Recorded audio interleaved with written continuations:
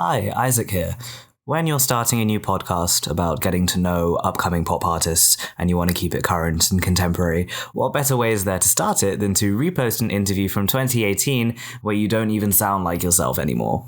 This was originally recorded for a radio show that I was doing at the time, and I had just turned 19 years old and I had also just started testosterone, and I can't bear to listen to any of those old episodes now. So I'm starting it completely fresh, but I want to start by sharing this interview with you because I never really got to share it with anyone at the time, purely because I hated my voice so much. In the future, the point is going to be to have much longer, more casual conversations with each of the artists that I speak to. And I know that in this interview, I was kind of robotic and also short on time. I've already recorded some of the next chats, and I promise you I sound way more enthusiastic in those. Generally, the idea is going to be to explore the future of pop music, which is really, really tacky, but that's truthfully what you're signing up for, so don't say I didn't warn you. Heartpop, it's kind of like art pop, and then the heart because we like the pop, which I think is really sexy of me. I'm going to spare you now, but here is how I sounded 2 years ago, holding poor that kid hostage for 15 minutes while I asked him inane questions about music and Stan Twitter.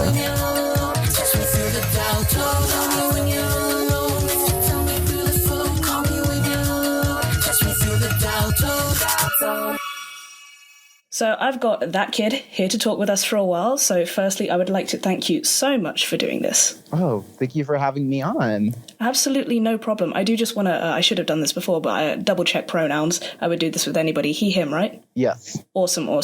Okay, so when this interview goes up, we'll have just got done listening to Dial Tone. So do you think you could talk a little bit about that song first? Yeah, Dial Tone was a song that I wrote in, September, I want to say. Maybe late August. It's produced by Aisha Radhika, and it's also featuring her and featuring Slater. That song kind of came about in a Twitter group chat. Nice. Yeah, I met Slater in like a Charlie XCX group chat, and we started talking through there about collaboration and stuff. And then I kind of always been a stan of Aisha, so I reached out to her about doing a song together. So thank God she was so patient, because she sent me at least 4 or 3 beats. I don't remember how many, but it took a while to get the beat for Dial Tone because I just sucked at explaining it. But then she sent it to me, and then we recorded this song, and then it got way bigger than I expected it to get. Funny you say Charlie XCX group chat. I know on my show I definitely express my adoration for Charlie XCX a whole lot, so seems fitting. Yeah, no, she's great. I love her. I just want to ask, is there a way that you would categorize the style of music that you do make? Would you just call it electronic or what? Because I myself have a hard time describing the sort of music to other people. I would definitely say electronic is good. Pop.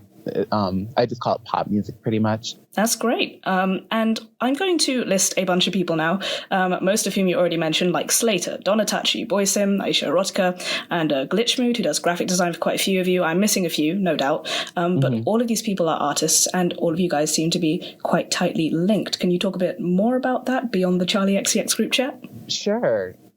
So basically, so I know for me personally, I've been fans of Boysim, Donatachi, and Aisha Erotica for a long time. And so that kind of came about naturally for me with the producers. We all kind of met on Twitter. Everything happened on Twitter. Josh, Slater, and I met in that Charlie XCX group chat. And then I had been fans of the producers, and we all kind of just somehow started working together naturally. Because I know Aisha's done stuff with Donatachi, and then Boysim's done stuff with Donatachi, and then it's there's a bunch of just cross collaboration going on constantly. We're all kind of working on something with each other. Because I did also want to ask as well, because it seems like social media changes the landscape of what you do a lot completely, both in terms of how you communicate with other artists and essentially fans as well, if that's what you would call it. Mm-hmm. Yeah, no, social media is a very big part of my life, but it's a big part of how I kind of get my art out there, Yeah. It's a way for me to, link up with other creatives and, just have fun. Social media is a lot of fun for me. Also, I personally believe that the queer community are in the process of revolutionizing what we currently know as pop music, and the particular style of music that you make is one that I'm really seeing the very corners of the queer community, particularly the online community and Twitter, really starting to embrace and support, in fact, immediately before anybody else. Do you think that there's something notable to say about the style of music that you're making and the link between this music and queer identity? Honestly, I wouldn't know. For me personally, I can only speak on my experience. Yeah. I've never really seen my music as, I don't know. I don't want to say I'm like revolutionizing pop or anything, or, you know, it's just, to me, it's always something I've always done. So to me, the fact that like, I can't say that my music is really doing much, but I do think that, there are a lot of, you know, as you said, queer people embracing this type of sound. I know, for example, like on SoundCloud, there's so many people who are making like electronic pop who are, you know, within the LGBT queer community. And it's really exciting to see how this community is embracing it. Yeah, absolutely. Because, I mean, I also feel that, like, if people listen to you, then they probably listen to most of the people that we mentioned before. So it feels like there's almost a little subsection of a queer community that is then, like, created. I don't know, when we talk about Stan Twitter, right? Yeah. You got it for the biggest people, you know, your Lady Gagas and your whatnots. But then Charlie XCX Stan Twitter is also growing a whole lot as well. Generally speaking as well, what artists do you listen to? And if you had to pick some favorites, tell me why. Oh, geez. I mean, again, I listen to like the people I listen to, like anyone who knows me knows I go really, really hard for Aisha Erotica. Like even before we started working together, like in March, I just like became this full out, like obsessed stan that I listen to a lot of. Like, I love Krayshawn. Krayshawn's a big favorite of mine for like years now. Chippy Nonstop. I've kind of been getting into Tokyo Ghetto right now. I like Jesse St. John. He's really good. Dorian Electra is really good as well. I love Dorian Electra as well. Really do. Oh, I know. Dorian Electra followed me on Instagram and I like freaked out. I was like, what the heck? I would have died on the spot. Yeah, no, I was like, oh my gosh, I'm going to have a heart attack or something. That was really exciting. But yeah, I kind of listen to a lot of stuff. I love Death Grips. I love Brockhampton. Oh, yes. Death Grips in particular as well. Yeah, I love Death Grips. Nice. And you don't have to answer this next question if you don't feel you have much to say on it, because not everybody does. But I find my being a person of colour does have an impact on my perspective of the queer community, whether that's online or in real life. So I just wanted to know if you do find that too. Oh, definitely. I feel like, you know, being a person of colour does have an impact on my experience as a queer person. Yeah, it does a lot, actually. Yeah. Like just generally how I'm treated by other queer people. And I think as a musician online, you know, I see a lot of, when I do get, you know, negative messages, you know, a lot of it does play into like race as well. So it definitely does have a pretty intense impact. Yeah, I can imagine. So I guess the only things left to do is say, what's next? Anything coming soon? Stuff in the works? You did mention you were always talking to people like Donatachi, Aisha Erotica, seeing what's going on. So anything coming soon? Yeah, I have a project of some sort called Dial-Up Diaries coming out early next year. 10 songs, lots of Aisha on it. She's played a very heavy role in this. The people I've mentioned about working with. So yeah, that's what's coming up. Very exciting. Lots of featured artists who are like amazing. So I have a good feeling that it'll do pretty well.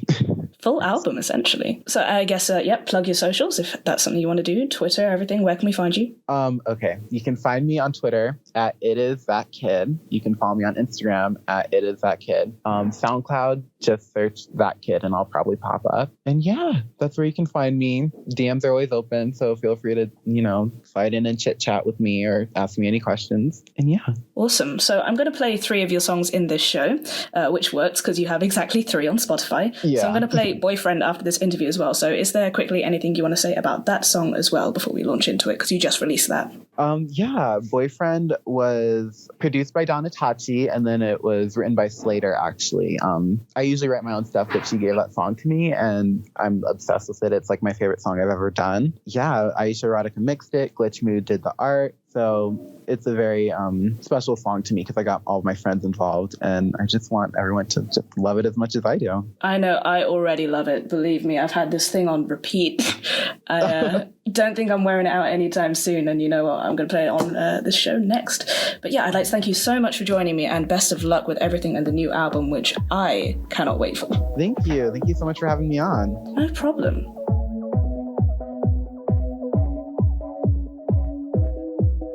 Do you wanna be my boyfriend?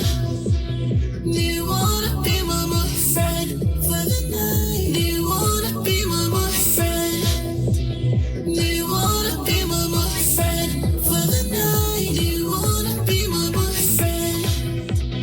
Do you wanna be my boyfriend? So that was That Kid in 2018. And since then, he's released his debut album, Crush, with very considerable success.